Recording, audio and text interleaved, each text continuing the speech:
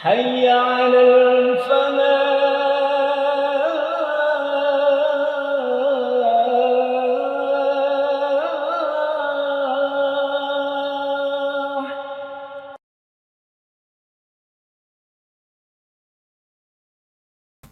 Assalamualaikum warahmatullahi wabarakatuh.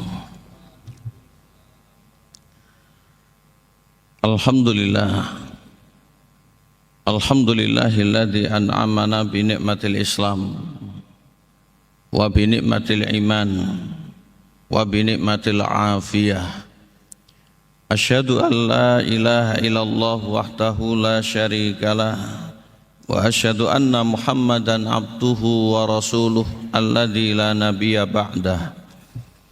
Allahumma salli wa sallim wa barik ala nabiyyina Muhammad ibn Abdullah wa ala alihi wa ashabihi wa mawalah wa la hawla wa la quwwata illa billah, amma ba'd. Wa qala Allah subhanahu wa ta'ala fi ayatil Qur'anil Karim minha ya ayyuhalladzina amanu ittaqullaha haqqa tuqatih wa la tamutunna illa wa antum muslimun. Al-ayah. Yang kami hormati, yang kami muliakan, para alim, senior, beserta seluruh keluarga besar Masjid Al-Falah Surabaya, jamaah sholat subuh yang mudah-mudahan kita senantiasa dirahmati oleh Allah subhanahu wa ta'ala. Puji syukur alhamdulillah senantiasa kita panjatkan kehadirat Tuhan yang tidak ada sekutu baginya, yang terus menerus memberikan nikmat kepada para makhluknya, yang mewajibkan syukur kepada hambanya. Hanya orang-orang yang beriman yang mampu untuk melaksanakannya. Allah subhanahu wa ta'ala adalah zat yang maha memberikan nikmat, yang nikmatnya begitu banyak, yang dengan bersyukur seorang hamba akan mendapatkan nikmat untuk kali kedua, yaitu di kehidupan setelah kematian nanti. Namun mereka-mereka yang tidak bersyukur, mereka-mereka yang sebaliknya ingkar, kufur terhadap nikmat, tidak akan mendapatkan kenikmatan untuk yang kedua kalinya, yaitu di akhirat tidak akan dimasukkan ke dalam surga untuk selama-lamanya. Oleh karena itu, sudah sepantasnya bagi seorang hamba untuk mensyukuri nikmat dari Allah Tuhannya berupa nikmat yang begitu banyak, walaupun belum mampu semuanya, akan tetapi dengan banyak-banyak menyebut dan memuji namanya, serta meyakini bahwasanya dialah pemberi nikmat yang sebenarnya, serta berusaha sekuat tenaga untuk terus dan terus menjalankan nikmat untuk kebenaran dan kebaikan, maka fa insyaallah sudah terhitung sebagai hamba yang bersyukur. Dan mudah-mudahan pagi hari ini ibadah sholat berjamaah kita, duduk majelis rutinan kita, termasuk diantara min a'mali syakirin, amalnya ahli syukur. Amin Allahumma amin. Kita panjatkan sholawat serta salam kepada Allah subhanahu wa ta'ala, teruntuk nabinya yang mulia alaihi salatu wa afdalu taslim. Mudah-mudahan beliau senantiasa mendapatkan tempat tertinggi dan mendapatkan derajat yang utama di sisinya, dan kita sebagai umat diberikan kekuatan oleh Allah untuk lebih mengenal sekaligus sregep dalam beramal dan berusaha untuk betul-betul konsisten sampai akhir hayat di atas ajaran Nabi salawatullahi wassalamu alaihi wa afdhalus salati wa taslim. Hadirin yang kami hormati, melanjutkan rutinan kita bermajelis kitab At-Tadhkirah bi Ahwalil Mauta wa Umuril Akhirah, karya dari Imam Al-Qurtubi, seputar ensiklopedi hari kiamat, yaitu ensiklopedia tentang kematian, alam kubur, dan hari kiamat. Dan kita sudah berada di hari mahsyar, di mana di hari mahsyar itu semuanya serba sulit, keadaannya begitu genting dan rumit. Di antara keselamatannya pada bulan yang lalu sudah kita bicarakan dengan banyak-banyak bersedekah, karena hamba yang peduli kepada saudaranya bakal ditolong dan dimudahkan urusannya oleh Allah di hari kiamat nanti. Pagi hari ini kita akan ngaji tentang satu hal yang sangat penting, satu hal yang menjadi perbincangan di tengah masyarakat sehingga sudah tidak asing, satu hal yang setiap orang Islam mesti kenal dan ngerti dan sangat berharap mendapatkannya, yaitu tentang syafaat atau pertolongan pada hari kiamat. Sebagaimana dikutip dalam kitab At-Tadhkirah atau ensiklopedia hari kiamat, syafaat ini ada banyak ragam dan syafaat itu bersyarat serta ada upaya atau kiat untuk bisa meraihnya, Bapak sekalian. Maka dalam waktu yang singkat pagi hari yang berbahagia ini kita kenali apa itu syafaat, apa saja syaratnya, dan bagaimana upaya kita untuk bisa meraihnya di hari kiamat kelak. Ulama-ulama bahasa menyebutkan syafaat itu artinya adalah pertolongan.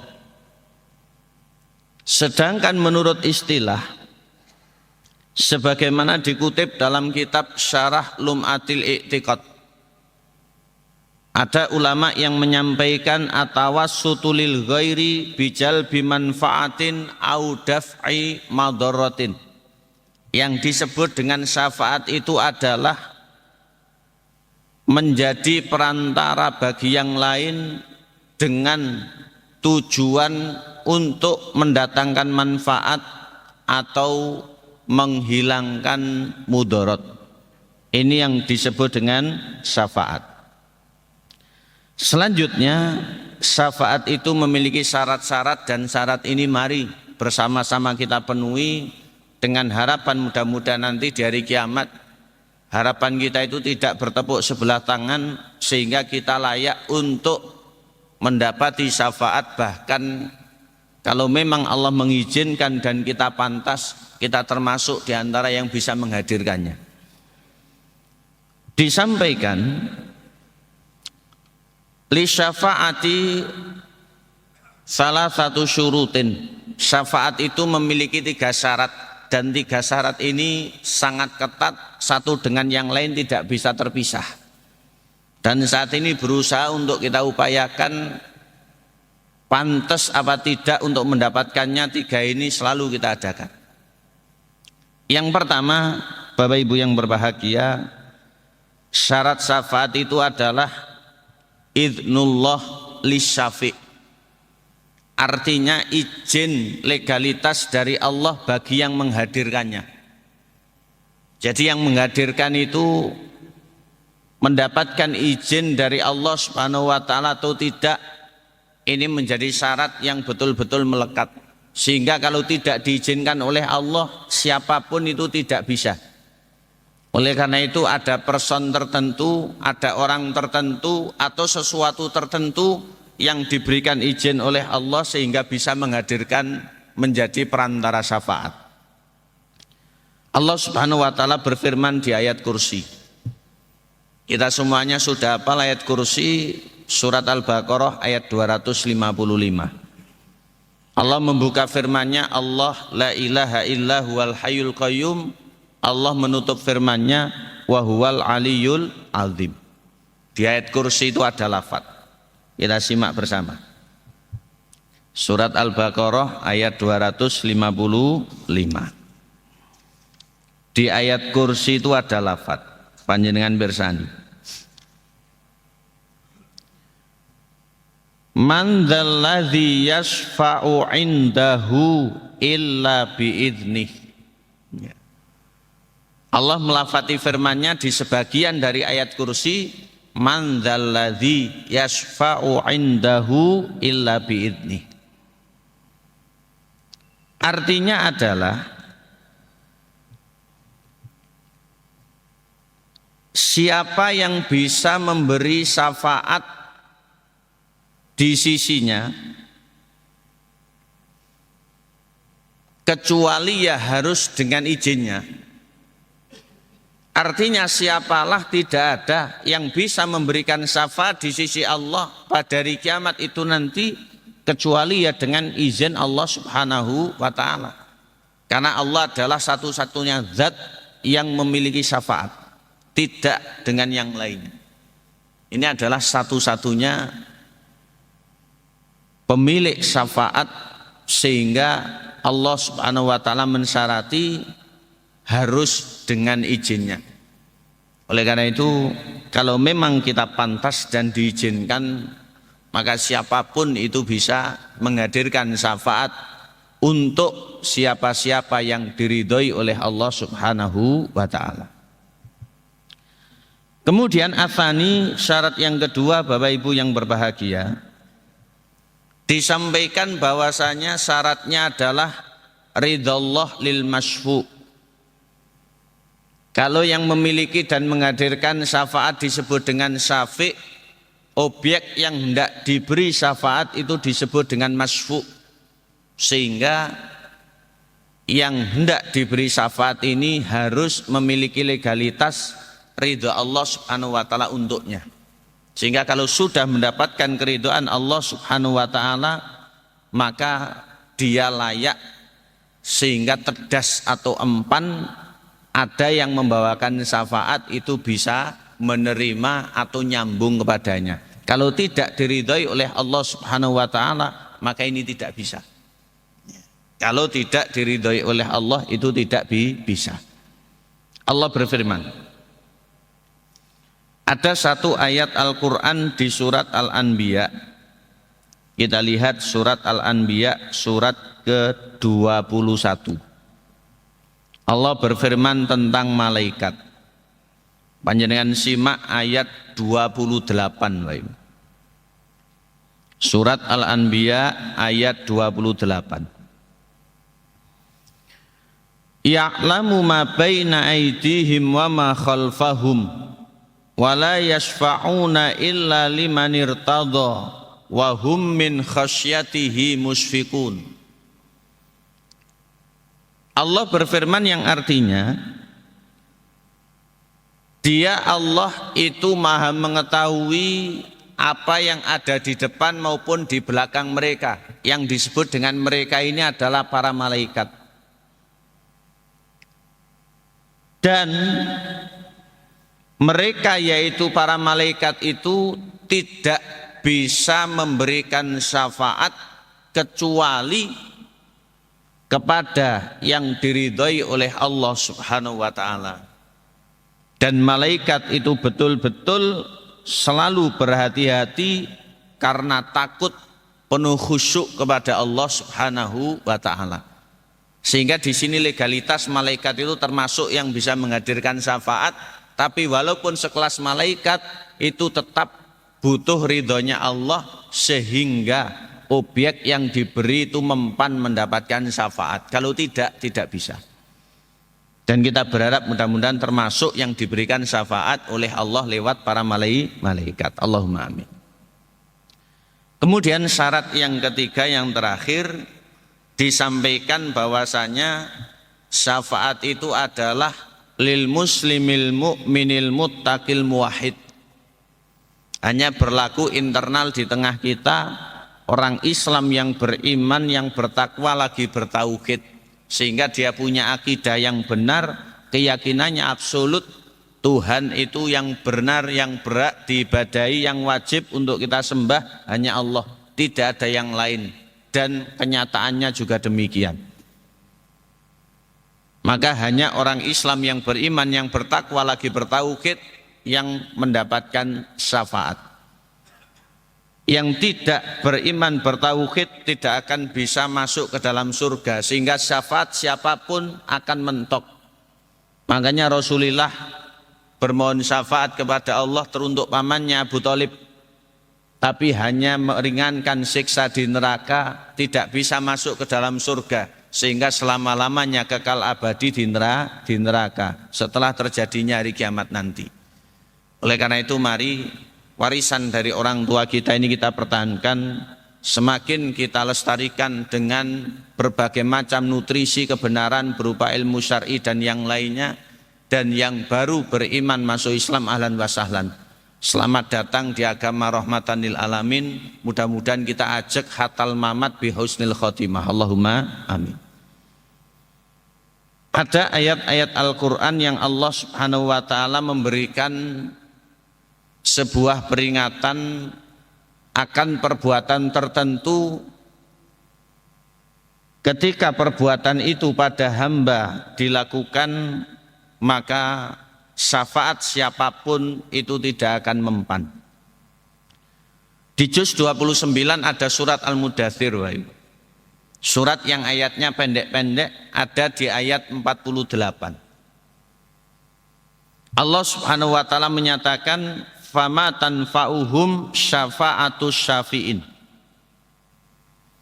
Surat Al-Mudaththir surat yang ke-74 di ayat 48 Allah menyatakan fama tanfa'uhum syafa'atus syafi'in. Artinya maka tidak berguna lagi bagi mereka syafaat orang-orang atau syafaat siapa saja yang bisa menghadirkannya. Kok sampai tidak berguna mereka ini siapa dengan perbuatan apa? Allah Subhanahu wa ta'ala menyebutkan di ayat demi ayat sebelumnya. Ada di ayat mulai 42. Sampai mereka tidak ada syafaat masuk ke dalam neraka, ahli surga bertanya, masalakakum fi sakor, apa yang menyebabkanmu masuk ke dalam neraka sakor? Dijawab mulai ayat 43. Kata mereka, lam nakum minal musholin, kami bukan termasuk orang yang sholat. Sehingga orang yang tidak sholat syafaat tidak mempan. Makanya kelihatannya ibadah sholat itu sederhana, tapi butuh perjuangan. Kita pertahankan mati-matian sampai mati beneran nanti. Maka tidak main-main sholat ini. Dulu Nabi Ibrahim banyak berdoa kepada Allah agar dijadikan beliau dan anak turun beliau ahli sholat. Rasulullah pun juga betul-betul mengamalkan sepenuh hati, meneladankan sampai akhir hayat beliau. Dan umat ini untuk urusan sholat sudah banyak, tapi lebih banyak yang belum. Yang sudah ajak berjamaah lumayan, yang sudah genap 5 waktu lumayan, yang masih bolong-bolong juga ada, yang belum sholat sama sekali juga ada, walaupun itu tertulis identitas KTP-nya Islam. Makanya kalau disurvei melihat orang Islam niku kualitasnya dilihat dalam sholat wajib 5 waktu. Kalau sekedar dilihat dari jumlah identitas memang banyak, tapi sholatnya yang harus dikedepankan. Karena kalau sudah tidak sholat niku mboten nggak ada gondelan, tidak mempan syafaat. Ayat 44. Kata mereka lagi, lam nakunu ta'imul miskin. Kami dulu bukan termasuk orang yang memberi makan dan membantu orang miskin. Pelitnya setengah mati. Tidak mempan, tidak ada syafaat orang seperti ini. Berikutnya ayat 45. Kunna nakhudu minal khaidin. Artinya kami biasa berbincang untuk yang batil bersama orang yang membicarakannya, sehingga hari-harinya itu dipenuhi dengan kebatilan bersama kelompok kebatilan. Kemudian puncaknya kunna nukadzibu biyaumiddin, kami tidak percaya hari kiamat. Jadi tidak yakin dengan hari kiamat sampai kasep, yaitu hatta atanal yakin, puncaknya di ayat 47 sampai kematian itu datang. Naudzubillah. Sehingga syarat yang ketiga ini mari untuk terus dan terus kita tingkatkan keislaman kita, kualitas keimanan kita, ketakwaan kita yang terus kita perbanyak dengan amal soleh, serta ketauhidan yang semakin kita kokohkan menancap dalam sanubari. Kemudian Bapak Ibu yang kami hormati, masih terkait dengan syafaat Rasulullah Nabi Muhammad alaihi salatu wa afdhalu taslim, beliau memiliki 3 syafaat. Sebagaimana disebutkan dalam kitab-kitab, syafaat beliau itu ada 3 model. Disebutkan dalam kitab Syarah Aqidah Wasitiyah. Syafaat yang pertama adalah syafaat kehormatan sekaligus keagungan beliau yang disebut dengan as-syafaatul uzma. Ini Nabi siapapun tidak punya, hanya Kanjeng Nabi Muhammad yang punya. Selanjutnya yang kedua, syafaat beliau bagi ahli surga untuk semakin tinggi derajatnya. Mudah-mudahan kita seperti itu. Jadi ahli surga semakin tinggi derajatnya dengan syafaat Rasulullah. Dan yang ketiga, syafaat beliau untuk umatnya yang banyak dosanya, tapi masih dalam koridor orangnya Islam, beriman, bertauhid, namun ketakwaannya itu setengah maga atau nanggung. Berbuat baik tapi dosanya ya banyak. Bisa jadi dengan syafaat Rasulullah Allah memberikan ampunan sehingga tak usah masuk ke dalam neraka, langsung masuk ke dalam surga. Tapi harapan kita harus kita kondisikan, jangan kita banyak berharap saja tapi tidak beramal kebaikan sama sekali. Ini 3 model syafaat Rasulullah.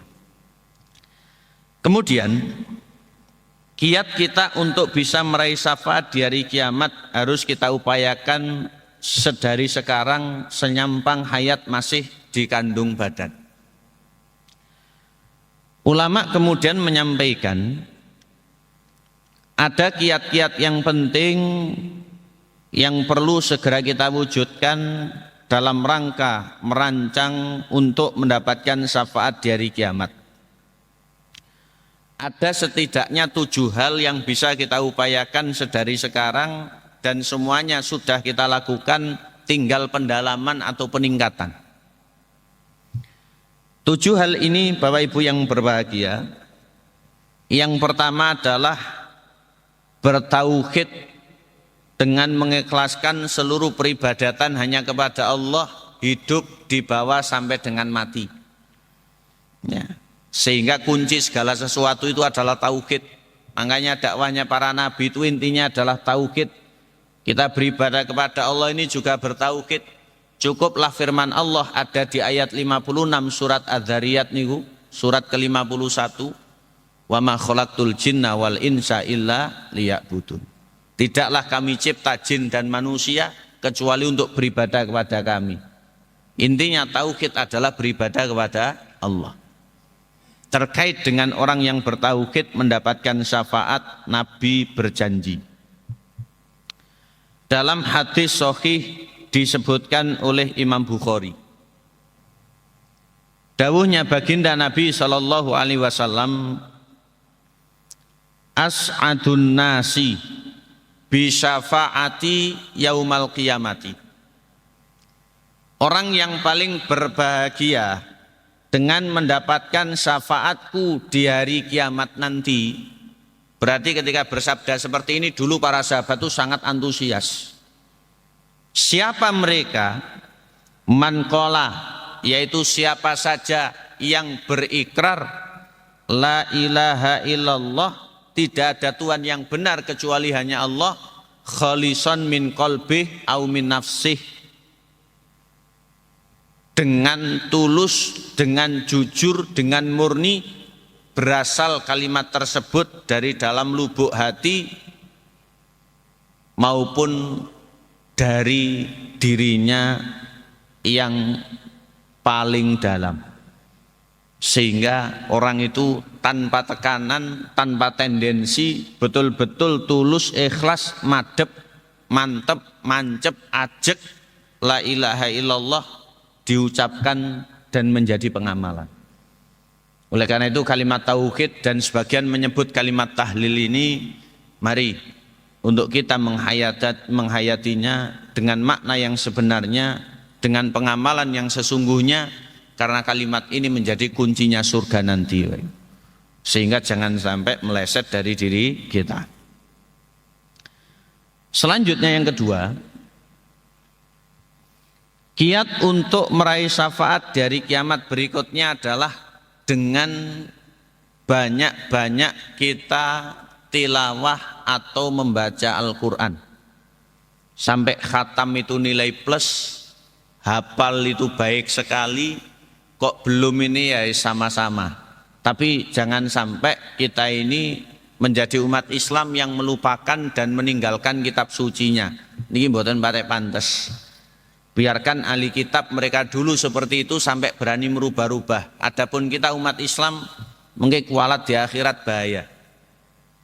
Makanya ada sabda Nabi itu Al-Qur'anul hujjatun laka au alaika. Quran itu bisa jadi pembela, bisa jadi bumerang di hari kiamat. Lah pembela diantara maknanya adalah menghadirkan syafaat.